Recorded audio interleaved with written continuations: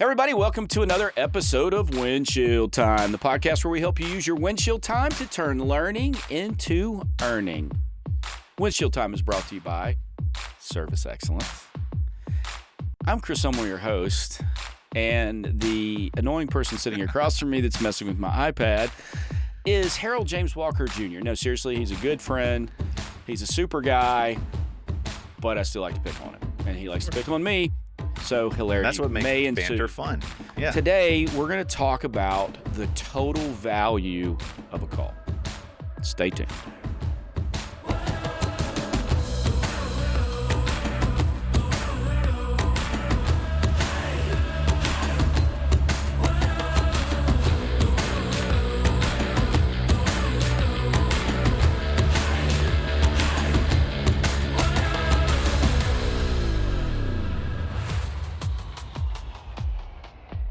So, James, typically we start this by, we talk about some obscure topic that maybe only you and I are interested in that shows our age. I would say that's probably just you, and I laugh. Alex, would you say it's just me, or is it both of us? Yeah. Alex, you, please read the host manual, rule number 1 through 10. The host is always right. The host is always right. We both typically have obscure conversations. But today I figured let's talk about something that all of us can relate to. Okay. Menopause.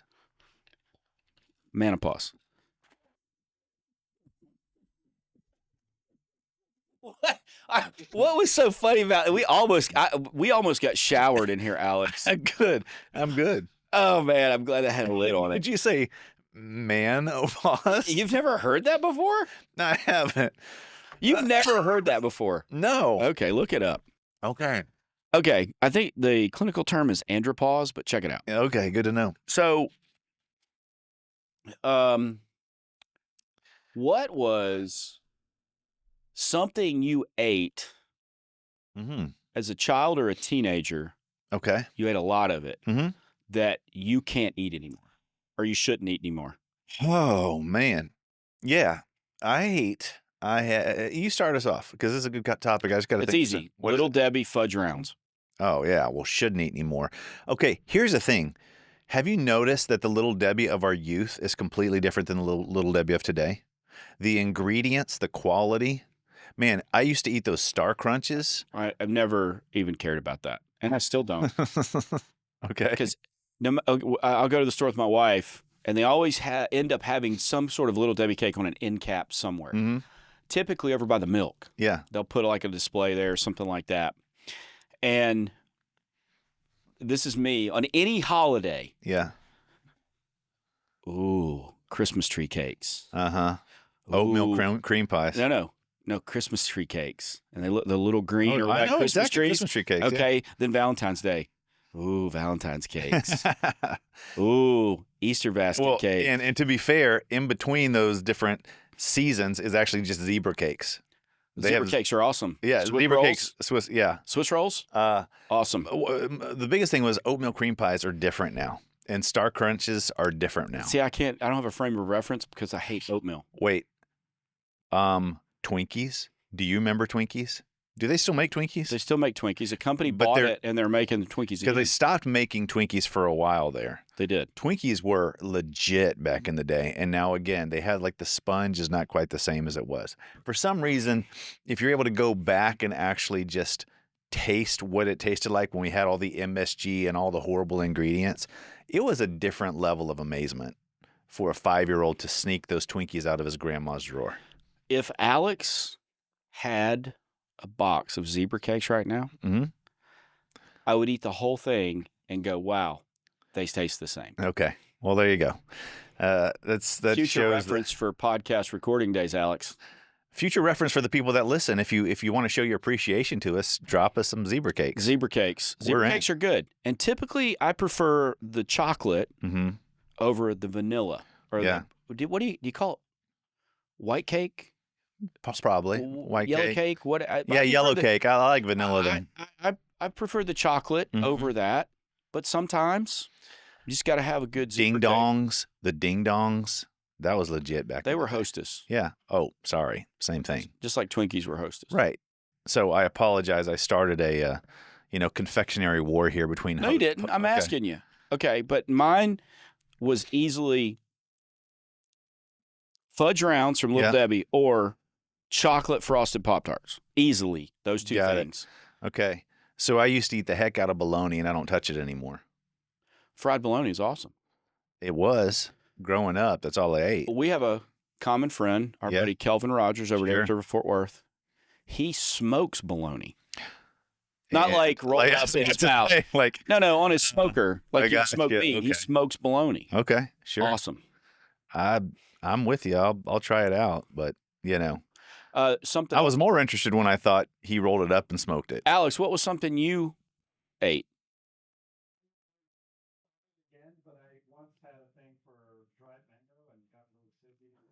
Okay, Ooh, hold on. dried mango. Hold on a second. Okay. We're talking about fudge rounds, Star Crunches, Ho-Hos, Twinkies, zebra cakes, One time there was some Nutty quinoa. Buddies, and Alice is like, yeah, I used to really eat a lot of dried mangoes. The whole thing, Alex, was what did you used to eat when a kid you probably shouldn't eat now? Captain Crunch. Captain Crunch. There We're you go. talking about I'm Captain good on Crunch. that. Okay, Captain Crunch is good. Dry or milk? It'll screw up your mouth, man. Dry or milk? Okay, do you pour the remaining milk out or drink it? You drink course. the milk at the end of the bowl, For sure. bowl of cereal. But yes, Captain Crunch will wear out your mouth. It'll feel like you just chewed a bunch of rocks. Right. You just like glass. It's It like won't- eating it a won't- light bulb. It won't hurt necessarily, but afterwards you run your tongue over the roof of your mouth and it's like, holy What did cow, I just what did I do? just do? It's like road rash. I got one for you, and then we can jump in. So I remember when I was working at Randall's, which was a supermarket, and Yeah. I was a sacker, and they had those. Well, hold on. For everywhere else in the world, other than Bagger. Texas, it's called a bagger.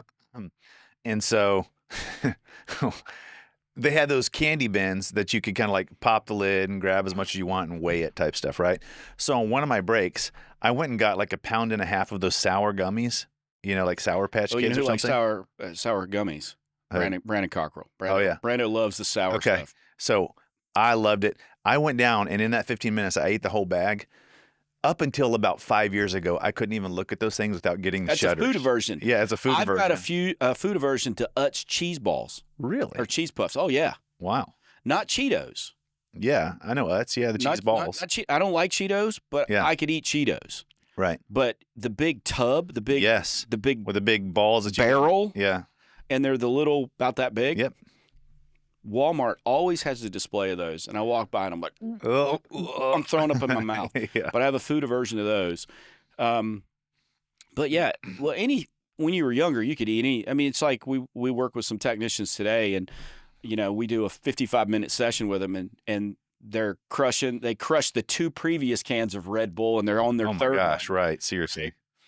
Or that you're doing a session, and the manager or owners brought in tacos, and you just see the wrappers balled up, lined up in Yes. front of them. Yeah. I don't know how but Well, it reminds me of that guy who says that he found a dead mouse inside Mountain Dew, inside a Mountain Dew can, and Mountain Dew went back and proved that from the date of purchase to the can or creation of the can to when he drank it 2 months later, the mouse would have dissolved in the Mountain Dew. I saw That was their proof. there's He wouldn't have made it. The mouse would have completely dissolved. Do you know the YouTube guys Rhett and Link? Yeah. Okay, have you ever seen them where they put Mountain Dew in a Brita filter? No. It's amazing. They put it in the Brita filter and Yeah. poured it out. It was clear with no carbonation and only faintly tasted like Mountain Dew. Wow. Go find that one. I'll check it out. Yeah. Alex, check that out. Okay. So we've established Something. Little Debbie cakes, Mm-hmm. Pop-Tarts too. Yeah. I love Pop-Tarts still. Pop-Tarts. I can't really think I of don't heat them up. I just eat them. Sometimes I do, but the best Pop-Tart to me now. Mm-hmm. Strawberry with icing. No. Alex, what's your favorite Pop-Tart? My man. Strawberry frosted? No, just strawberry inside with white frosting on the top. Real basic. Strawberry frosted. Okay, strawberry frosted, yes. I don't know the technical term. Sorry, Literally, mister. It's on the okay. Sorry, frosted strawberry is There you go. literally on the box. It says frosted strawberry. Okay. Frosted strawberry, Chris. What's yours? Is that yours, Alex? Yours is s'mores. No. What? Unfrosted strawberry. Oh. Listen. I'm not making it up just to be contrary. I'm telling you, unfrosted strawberry Pop-Tarts. Okay. You put them in the toaster, Uh-huh. and you don't let them get the little burnt edge on it. Sure. You just get them warm. Just toasty. A nice, warm, unfrosted strawberry Pop-Tart and a great cup of coffee. What? That's an unhealthy but good way to start a morning. A BMT? Bacon, mutton, and tomato? Where the mutton is nice. Billy Crystal. Okay. So let's get into this one today. And this topic came about just more recently. I had a conversation with a technician about going to a home and the customer complaining to him that it only took 15 minutes. Mm-hmm. And so that got us talking about, okay, well, tell us what you did on the call, this, that, the other thing. And plumbers and electricians, please don't roll your eyes, but I'm going to use an HVAC example. Because it was an HVAC example. Because it was an HVAC example, and it's one that comes up a lot in HVAC. Because and plumbing has them, and electrical has them too, but this was what this one was about. So this technician, great, I'm going to call him a kid because he's 20. Mm-hmm. Great kid. I'm not going to say who he is or where he's from, but great kid. He's really put together. He's very disciplined. He's got a great head on his shoulders. He's going to be great. He's already great, even though he's so young. But he's just a great team member, and he's going to be great with HVAC tech or whatever he decides to do in life. He's just that disciplined and that put together at 20 years old. And so the issue that he had was a capacitor. On that call, it was a capacitor. He was replacing a capacitor. And for those of you that don't know, a capacitor is an item that stores and releases voltage. It's used for motors to get a motor started and then to help the motor stay running at the right speed with the right voltage in the right direction. You know, and so it pulses, and it's 60 hertz, and so it's 60 times a second, and they store voltage higher than line voltage. So if it's a 220 volt circuit, you might have a 330 or 440 volt capacitor. Okay. And for those HVAC people who are rolling their eyes because I didn't give the exact technical description, sorry. Right. But that's what a capacitor does. And essentially it is an aluminum can with two pieces of metal inside and some paper and some dielectric oil. Okay. And that's the storage medium, and electrons flow and this, that, and get stored and released, whatever. And then it's got some prongs on the top where you hook wires to it. That's it. That's all it is. There's no moving parts. There's nothing mechanical in it. The only thing that moves is electrons. That's it. Okay. And so when electrons move through any kind of conductive medium, there's heat. Okay. Because there's resistance. And where you have resistance and electrons flowing, you have residual heat. So they get hot. Not super hot, but they do get hot. And if they overheat, then because of the pressure-temperature relationship in a sealed vessel, it's a sealed can of oil, basically. Right. When the heat gets to it and the oil starts to expand because the pressure builds up when you raise the pressure of something or the temperature of something, the pressure goes up too. And so they can bust open and the oil can leak out. They can explode explosively open, not damage anybody, but get oil everywhere. They can swell, which says they're getting ready to bust. But also they can just lose their ability to store over time to the point where when you read them, it might be rated at a certain microfarad. You put a meter on, you read it, and there's a range that's acceptable, plus or minus 5% or plus or minus 6% of whatever it's rated at.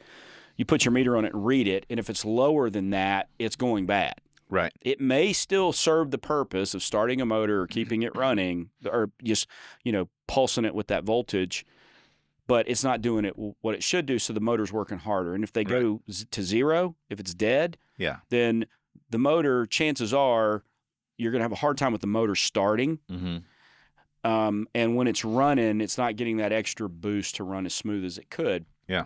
So they got to be replaced. Mm-hmm. The reality of replacing one of those is on a diagnostic, you go to the home, you check the inside, you check the outside, you pull the cover off the electrical compartment so you can visually inspect and use your meter. You'll either see the capacitors bulged or open, or you put your meter on and find it's weak or dead. Mm-hmm. Easy. And to do that, to measure the capacitor, you pop the prongs, you turn the power off first so you don't electrocute yourself. Then you make sure you ground the two, or you connect the two with a screwdriver just to bleed the charge off in case you caught it in a time where it's got 440 volts in it. If you touch it, you get a brief shock. But you bleed that, you pop the prongs off, you put your meter on, you read the capacitance of it. And if it's bad, it's bad. And if the system won't run without it, you got to replace it before you can diagnose. So literally, you've already taken the prongs off of it. It's usually one screw or two, or if someone replaced it before, it could be a zip tie or something. It could be just hanging loose in there, just sitting in the compartment. So basically, when you take the wires off the prongs and you undo one screw, it's out. It's done. You take it, you show the customer, you tell them you need to do this before you can do the rest of the troubleshooting.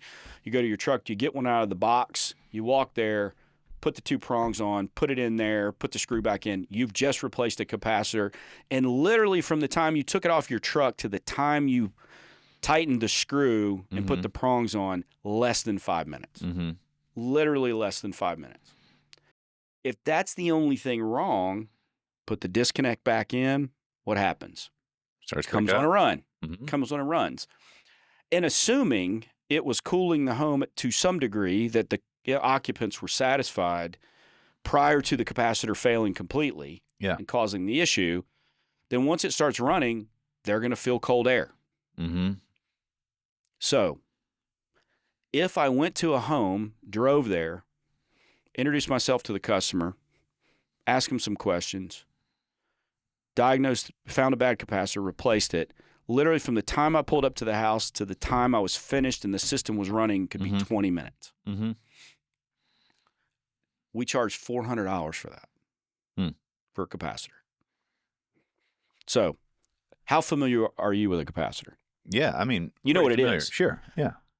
How much do they cost? Alex, Google or go to Amazon and look up, just put 10 MF, or put 45/5 MF capacitor. What do you get? 45/5 MF capacitor. CAPACITOR.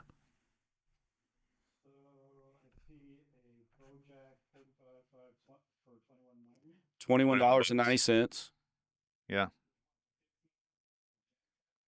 Okay. Do you see one from Amrad called a turbo capacitor? AMRAD. Type in Amrad turbo capacitor and see what you get. Trust me, this is relevant. This is not just a stunt. Okay, does it say turbo? Turbo caps are typically in the 60 to 70 that I've seen. $70. Okay. So the distinction between the two, for those of you that don't know, is a regular capacitor. You saw one for $15, $21. That's a dual capacitor, so that's for the compressor and the outdoor, the condenser fan motor. So that's for two things. Capacitors probably last 4 years on average under normal use. Yeah. Okay, because they just go bad, or they get overheated or whatever. And the thing that causes that is dirt in a system, and heat, restricted airflow, incorrect charge, because it's heat. And heat is built up through resistance, and resistance is built up because things work harder. Heat's built up because things work harder, like if the airflow is restricted or the refrigerant charge is not right, whatever. And so you can buy one online for $15. Yeah. Okay. The Amrad capacitor, and I don't know if that was a dual capacitor or not, Alex, but the dual capacitor, the Amrad capacitor costs $70 because it is billed as a lifetime capacitor, Mm-hmm. which means it either lasts forever or it's replaced at no charge Yeah. forever. And so theoretically, that's the only capacitor a customer will buy for that system. Right. Because they never have to pay for it again. They buy the regular capacitor, the one we can buy for $15, they'll probably replace that a couple of times. Mm-hmm. Because in a dual capacitor, you can lose one side and not the other, Right. vice versa. So that is capacitor 101 right there. Right. It's a very simple part to change. Now, could you, James Walker, change a capacitor on your system, do you think? I have. You have done. Mhm. Okay, good. So I hope you sleep good at night taking them money from a These- hardworking technician who's trying to with feed you. his family. Okay. We'll leave that there for a second. No, you have done. And it is definitely a potential DIY. Mm-hmm. However, you have to understand you're dealing with high voltage electricity. There's a shock hazard. You could do it wrong. You could short something out, blah, blah, blah, all that stuff. So most people are going to pay someone to do that. Right. Okay. And so what that means is they're going to pay a diagnostic fee and then they're going to pay for the part. In most companies, that's $400 to $450 together total, if that's all you do. Mm-hmm. Now, in no world I've ever lived in, can you roll up to a customer's house, fix their air conditioner in 30 minutes, and charge them $450 and then have them go, oh, wow, thank you so much. That's awesome. Yeah, here's your money. Do I owe you anything else? They don't Right. do that.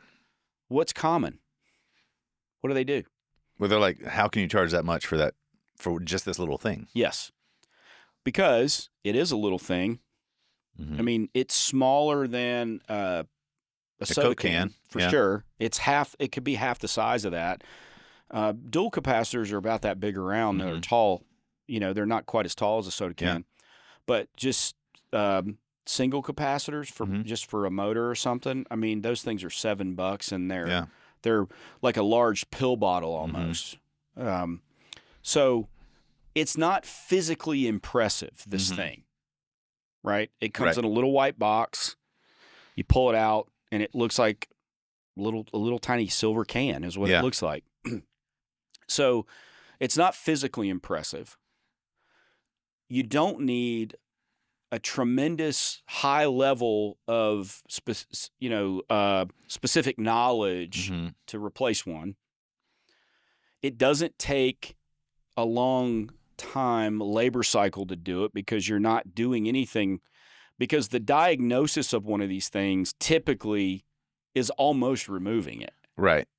And it's Right. typically one of the first things you're looking at. Yeah, it's typically one of the first things you're looking at. And if we go back to a previous podcast about competence Mm-hmm. and experience, one of the things you do is if the outdoor unit is calling and it's supposed to be running and you go back there and all you hear is a fan running or Mhm. just the compressor running or the compressor's out on overload or whatever, chances are it's a capacitor that kept the motor from running or Mhm. it's kept either the condenser fan motor or the compressor from starting. So, yeah, you can pretty much tell it really quick. There's not a lot of diagnosis that goes in diagnosing a bad Right. capacitor, especially if you pull the panel off and it oil's everywhere Yeah. and it's pried open like you pried open a tin can. Mm-hmm.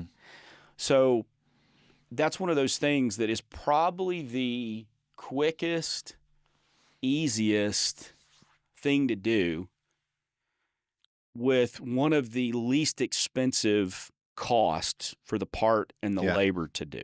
Right. But we're charging $350 for it. Mm-hmm. And so where we get to now is with that background and Alex's internet work, we get to the point where let's talk about what are they paying $350 for Mm-hmm. or $450 for? It's the whole job, right? Right. It's not the little tin can. It's not the amount of time it takes. It's Only. the fact it's Right. the fact that they now have air conditioning and they didn't. Mm-hmm. It's the fact that you're able to show up in a timely way with a stock truck, prepared to diagnose. But a quick thought, I do this exercise with my teams. I said, hey, if you have a continuum from 5 minutes to 5 hours, and you have a dollar amount from $5 to $5,000, at some point in the middle of those two overlap. There's a place of where if I took 5 minutes and I charge $5. People get that, and they take $100. But at a certain point, nobody knows exactly where it is. But if I only took 5 minutes and you charge me $500, I start to ask why, right? Or on the inverse, if I took 5 hours, etc. We do unfortunately equate time with money. Time is money. And there's a place forever. Now why that's inversely problematic for us is actually the better you are, the more proficient you are, the more efficient you are. And therefore you could actually go in as a much more higher skill set, find something more quickly, address it in a more timely way, and be worth more than actually just throwing 6 hours into something where that might justify in the customer's mind that you're worth more because you took more time, when in reality it's actually worth less because you're worthless. Worth less. What did you say? Problematic? What did you say? What was the word before problematic? Problematic? I'm not sure. Give me the context. I don't know, but it was a good T-shirt. Yeah. We'll just unpack the thought process there. I don't know. I'm hung up on the funny T-shirt now. Okay. Anyway, but no, you're exactly right. And from a technician value standpoint, I am valued for the fact that I can go in, diagnose it quickly, fix it quickly, get the air conditioning back on quickly. I value that. If we were going to fix this for $400, how long would it take for you to feel justified in paying me $400? Well, 3 hours. Okay. If I'm able to do what might take somebody else 3 hours to do in half an hour, is, again, I'm being a bit pedantic there, but inversely problematic. Okay, there you go. You should have that on your T-shirt. Inversely problematic. Inversely problematic. I'm in. That would be a great T-shirt. It's a great T-shirt. Alex, will you remember that? That's the name of your next movie, your next feature film. So, but that is problematic for highly skilled technicians. It is. Especially when they realize that the customer's making the decision on value, not even based on your technical competency, but on the fact that how long you took to do it. Yes. That's the thing. How long you took to do it. But now let's break it down and talk about in-home sales and service principles and making sure you're instilling those into what you do and what happens to the time. Mm-hmm. So realistically, if and this particular technician understands what he should do, but in this case, he didn't create the experience that would justify what he did. Right. Or what he charged, not what he did, but what he charged. So if we break it down, and at one point we did a technician timeline on here, right? Mm-hmm.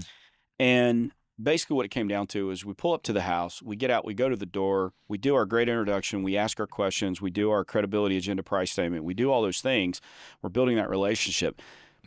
From the time you step out of your truck to the time you go, okay, let me get started. Mm-hmm. That should be 15 to 20 minutes, right? Sure. Okay. So we're doing those things. Then we go out and we do our thorough diagnostic.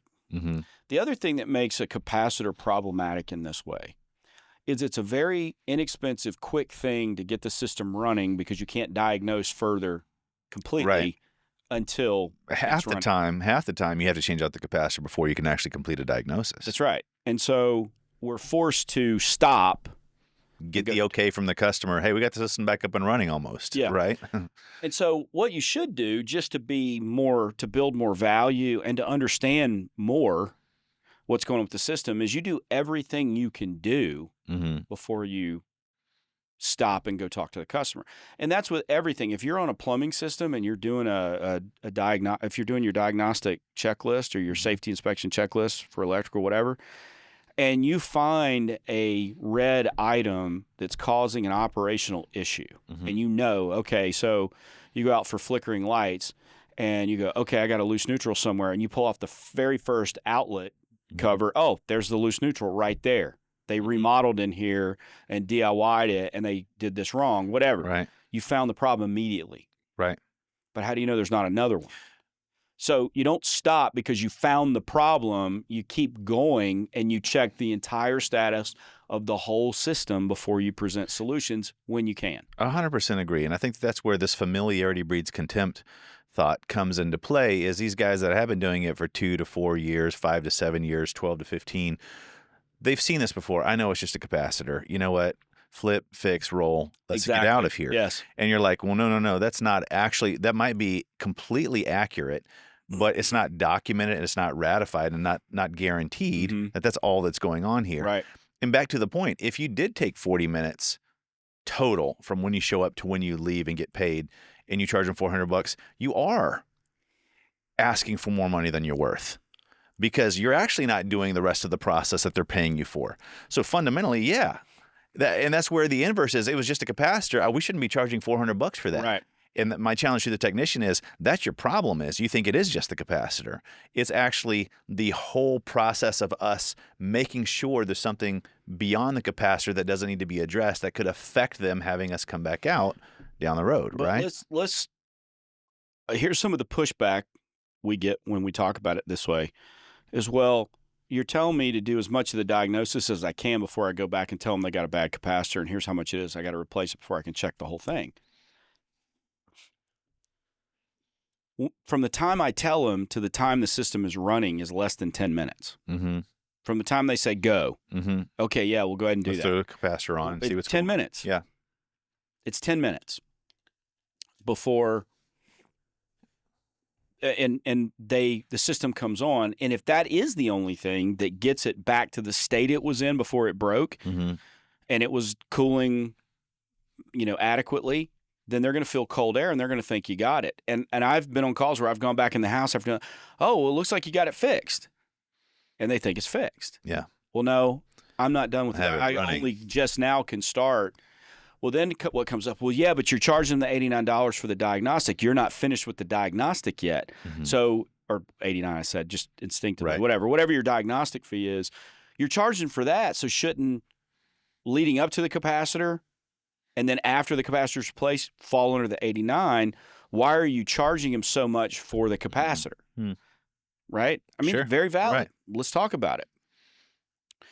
At the end of the day, what happens is you're there, and if that's the only thing you find, part of you have to look at it this way.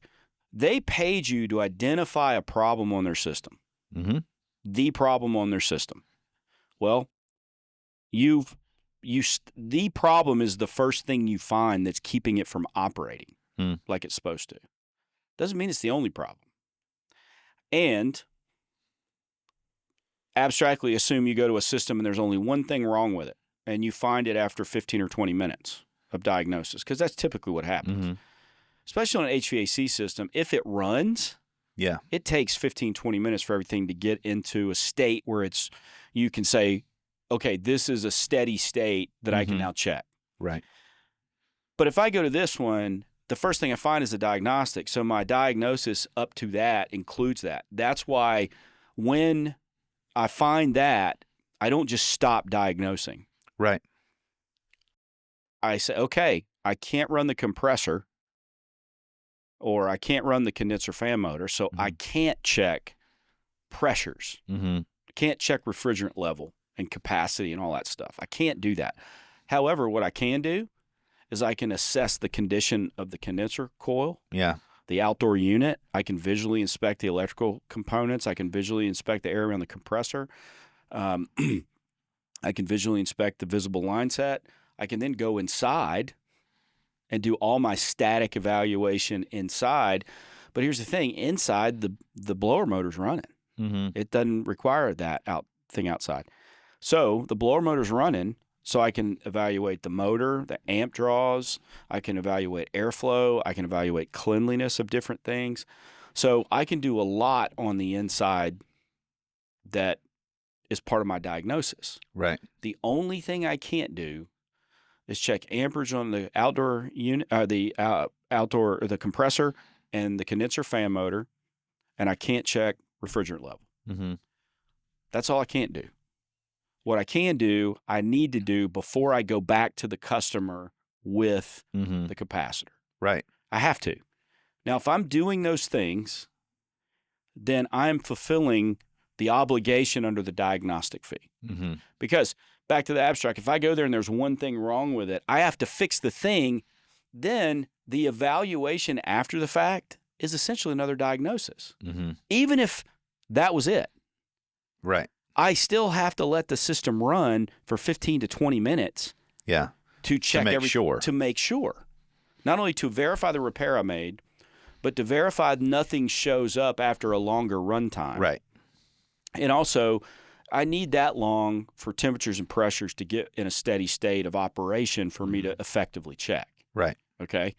And so it's not just replacing a capacitor and it takes 10 minutes from the time they say yes to the time the system is running. Right. Again, it's you got there, you bonded rapport, relationship building, settled anxieties, evaluated. You did those things for 15 or 20 minutes.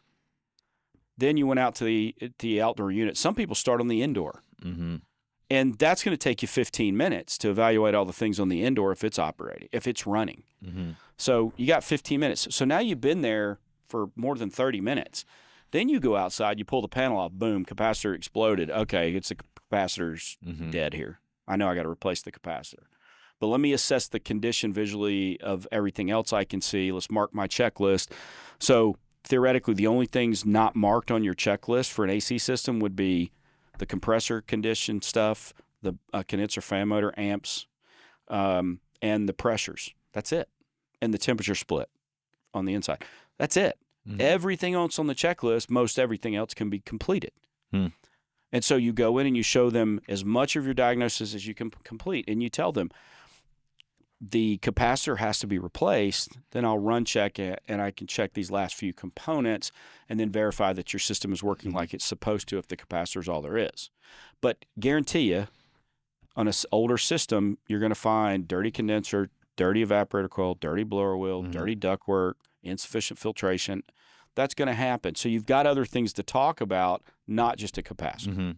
Now, if it comes down to the end and it's the Band-Aid, it's just the capacitor, and it's going to be $450, including the diagnostic fee, you're there now after spending at least an hour or more at the house, and they've got an operating system, and they know everything about their current system. Yeah. And they've probably already said no to some things if they're only doing the Band-Aid. Doesn't mean they'll like giving you $450 for fixing it. But there's a lot less heartache behind it. But there's a less heartache behind it because they've gotten more value, and there's other things maybe they didn't do. If it comes down to the Band-Aid and that's it, you just $450 for changing a capacitor and doing all the stuff in your mind. Well, now they probably had other things that they've said no to, so they understand the extent of what they could spend. So now $450 seems in context. Yeah, it's in context. It's not as much. And they see from your completed checklist and your thorough explanation and presentation that you've done a lot. Well, and this gets back to a technician who could come up to you and say, "Hey, boss, there's no way a capacitor should cost $400." And the answer an owner could say there is, "I 100% agree with you, because it's not just a capacitor. The capacitor and even the replacement of the capacitor, the diagnosis, sure, but we're talking about all these other things. So fundamentally, we're in complete agreement. The issue is you're not following through on the other components to generate the extra $150 to $200 worth of value that above and beyond fixing a capacitor would cost." And here's a number that comes from my study of this many times and my calculation of this many times over 25 years of working with business owners, is that it with what it costs to roll a stocked vehicle these days with a qualified technician in it, you want to guess how much you think that is per hour? Per hour, like loaded labor, all the above? I'm talking about, yeah. Are you talking about your labor rate or just what it's costing me above the line to roll that truck? To roll that truck stocked with vehicle payment. For 1 hour of time? Insurance, fuel, maintenance and repair. $200? Labor for the tech and the additional burden on the labor, like benefits and taxes, things like that. Yeah, it costs $200. Yeah. Roughly $200 an hour. And if you don't believe me, calculate it. Figure out how many miles you drive on a truck, what gas costs, truck payments, insurance, all that stuff. Your overhead, not just what you get paid by the hour, but the taxes the company pays on that, and what it costs to pay your benefits package and things like that. And that's the thing, is the better the benefits, the more the company has to pay, Sure. which means the more they have to charge. And secondarily, that we say, well, $400, that's still 2 hours. I was only in front of the customer an hour. Yeah, it took you a half hour to get there, half hour to get to the next call. That's actually, you only have face time of 1 hour with total job time of 2. But here's the other thing too, is that's not all we have to pay for. Sure. Because we also pay for rent, Mm-hmm. utilities, technology, Sure. software.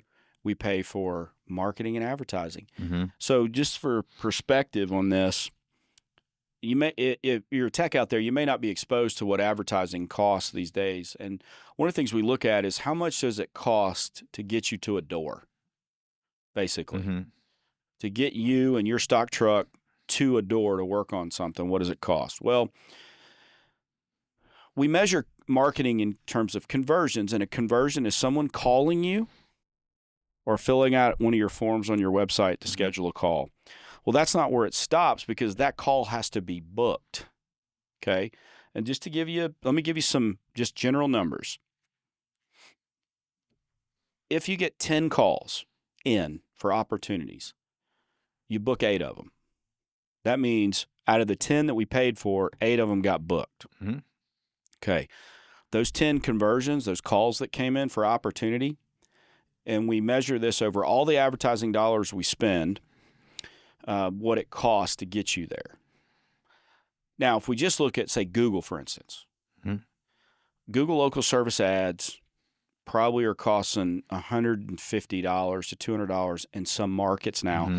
just to get the phone call. Now, it could be less for sure, and it has historically been less than that. But that has gone up significantly over the last few years. But it's not just that. It's every other marketing and advertising thing we spend money mm-hmm. on that goes into that. And so to get you to the door of a house, we're going to be conservative here. Yeah. To get you to the door is $250, period. $250. And so in the world of business, whether you've got a lemonade stand or HVAC, plumbing, or electrical business, the customer pays for everything. The customer pays for everything for that company. That's why we mark things up. That's why we sell them for what we sell them. And although outward appearance would seem in some companies that maybe you're overcharging because the owner lives heavily out of the business and mm-hmm. has a lot of toys and does things, that's not the rule. That's exception. Mm-hmm. Typically what's happening with that, with most owners, when it gets down to it, the company might make 15 to 20% net, might. And that's good, but 15 to 20% net is good, and we certainly want to shoot for 25. But if let's say a company's making 15% net, mm-hmm. at that point it's sustainable, they can reinvest, they're growing, 15% net at least. At that point, based on what has to be done to reinvest in the company and do those things, because investment in a business happens first, then recoup from customers happens. Mm-hmm. So profit that's generated out of that 15% net profit, at least 10% of it's reinvested in the business in some form or fashion. It may not be right away, but it's put in a savings account or something otherwise, or it's used to increase marketing, new vans, all that stuff. We have to fund the growth out of the net profit. We have to fund the expansion of the business out of net profit. So that leaves 5% that the owner can take. Most owners share that in some way with their teams, somehow, some way. Most owners, they still, there's donations, they give and things like that. And it's not just I take it and hoard it, but you know what? If they did, isn't it worth the risk? Mm-hmm. Because think about, if you invest in the stock market, what do you expect? Returns. But what is the historic return of the stock market? Annually, 7-10%. 10% is the historic overall return of the stock market. So if you get 10%, you're doing good. Yeah. Right? And let's say you double your money. Well, that's 100% return, right? Right. You're not going to get that. But if you can make some money on things you invest, we invest in 401ks and things like that for historic 10% return. Right. And you want your money in a 401k to double every 7 years if you're getting a 10, 12% return, right? Right. Okay. So if I am the one whose name is on the line and for everything, for everything good and bad in the company, yeah, and I'm putting my heart and soul and I am investing the money in the business, I'm due a return. Yeah. It's fair. Right. And a 5% return is not unfair. Yeah. Right. So, and then when you look at what's in a business, and this is awareness, this is not preaching to technicians out there. This is just awareness for you guys. Of every dollar that comes in, more than 50% of it is paid for people. Oh, for sure. In the business, more than 50%. Yeah. That's you, that's office staff, that's benefits for everybody, it's perks for everybody, it's bonuses, all that, commissions, all that stuff. More than 50% is paid because of people in the business. Yeah. And clarify too, I'm talking about everybody but the owner, because they'll say, well, yeah, owner gets 40% and we only get 10. No. That's not including the owner. The owner gets a salary usually. Yeah. Now, they take out of the excess. They can. That's their right, and they deserve that return. Again, this is not a wagging our finger at you guys. It's just awareness. Yeah. And that's why a capacitor, you charge $450 for it. Or to change the mindset, why you do what it takes to be worth a $400 capacitor. But that's the thing. But no, the reason you charge $450 is because of all the things we just said. Right. But that's why the price is what it is. Right. But the value that is in that is added by you in the home. Right. Mostly. Yes. Okay. Yeah. Calling a reputable company that has high ratings is worth money. Going and getting them air conditioning, a flushing toilet, lights, whatever it is worth money. But that value is different for everybody, just like the value of your service is different for everybody. So that's why you have to do the value building items that we talk about in Press Play. That's why you have to master that and be good at it, because that is worth the $450. Now, if in abstract, and we'll wrap it up here, if you went out to a customer's house, were there 5 minutes talking to them, 10 minutes a diagnosing, another 10 minutes to where the system was operating, another 10 minutes where you check it out and you're good, beer can cold, let's go. You're probably 35 minutes in that, and you charge $450. Okay. And then they go and look up online and see that they could have bought the quote part for $30.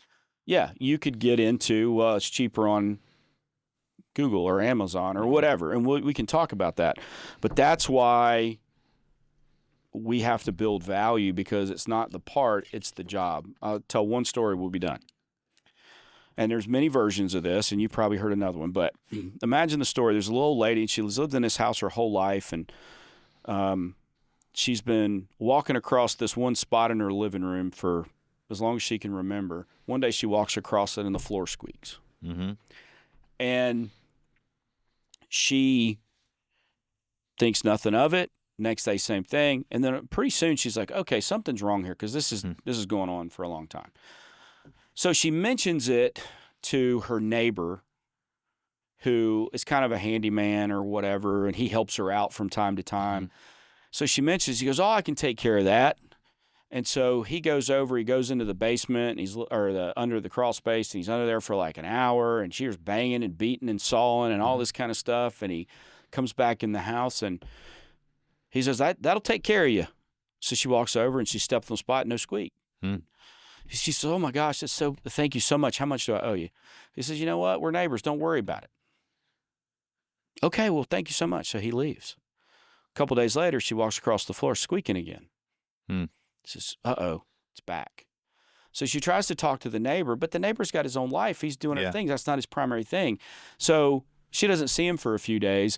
And so finally she says, well, I'm going to call somebody. Yeah. So she calls, it looks up, and she finds a legit advertised handyman in the phone book or online. And we fix this. We do this. We specialize in this, and this flooring. Okay. Calls him. Comes out. He's in a truck. It looks like a pickup truck with a bunch of stuff in it. And he looks like he's wearing work clothes. And he comes in, and he's got a hammer Sure. And a little holster on his belt and all this kind of stuff, and his tape measure and a pencil behind his ear. And she shows him the squeaky floor. He squeaks it a few times. He goes, okay, yeah, I can take care of it. So he disappears under the crawl space, and he's like beating and banging and stuff like that. And he's there for about an hour and comes back in the house, and he goes, ma'am, you're all fixed up. She steps on it, doesn't squeak. She goes, well, my neighbor did some stuff, and it came back a few days later. Oh, yeah, I saw what he did, and he really didn't do what needed to be done. He did this, that, and the other. I did this, and the other thing, and this is good. So she says, how much to owe you? He goes, that'll be $125. She's like, oh, wow, okay. $125. She writes him a check. He leaves. A couple days later, it comes back. She calls his number. Doesn't answer. Goes to voicemail. Calls him again. Next day, voicemail. Mm-hmm. Finally, the third day, he calls back and says he can't come until next week. Mm-hmm. Well, the squeaky floor bothers the crap out of her. She's worried about something serious. So she finally goes, I'm calling the hardwood floor specialist. Mm-hmm. So she calls the hardwood floor specialist. They show up in a branded vehicle, come in. The guy's wearing a uniform. He greets her, and he goes through a process. He explains things, and then she shows him the squeaky floor. He steps on it a couple of times. He goes, ma'am, I'll be right back. Goes out to his truck. He comes in. He goes, ma'am, now here's what you got going on. He's got a book. He shows her the different things, or he's on his iPad. He shows her how the floor goes together and what's probably causing it, this, that, and the other, and how it ages over time. And really the next step is to do this, this, and this.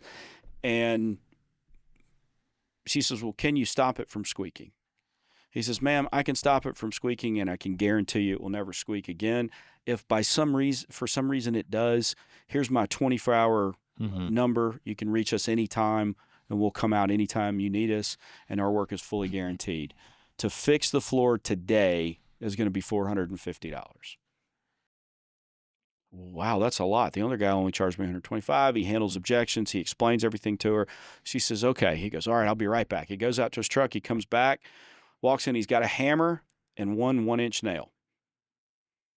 He squeaks the floor a few times, puts the nail in a particular place on the floor, angles it just so, hits it 2 or 3 times, pulls a counter punch out of his pocket, pops the head of the nail, goes under. It's invisible. You can't see it. Mm-hmm. Ma'am, that's guaranteed. You will not hear that squeak for at least 2 years. If it does, you call us, et cetera, et cetera. It's $450. Mm-hmm. So she pays him the $450. So which one had more value? The one that fixed the squeak. The one that fixed the squeak. Exactly. Now, when she paid the $450, what did she compare it to? Price-wise, the $125 and the freebie. Right, but why? That was her frame of reference. Right, that was what she had history with. Right. But at some point in her mind, she paid the $450 because the switch flipped. Mm-hmm. Okay, these guys didn't fix it. I'm going to keep having to deal with this. I'm going to keep having to deal with it. Mm-hmm. Now, this guy's fixed it. It's guaranteed. I'm not going to have to worry about it. Yeah. So in her mind, which had more value?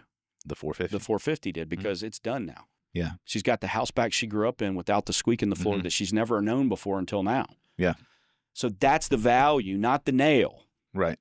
The nail was 3 cents. Right. Right? Yeah. But how much education went into that guy knowing the angle to put it, how many times to hit it, how to counterpunch it so it's invisible, to do it competently enough that he can guarantee it for 2 years. Yeah. That's good. And so that's the difference. Mm-hmm. So that's the experience you have to give her. Yeah. To give your customer. Because that's worth $450. That's good. All right. Well, a little longer podcast today. Yeah, that's right. Okay.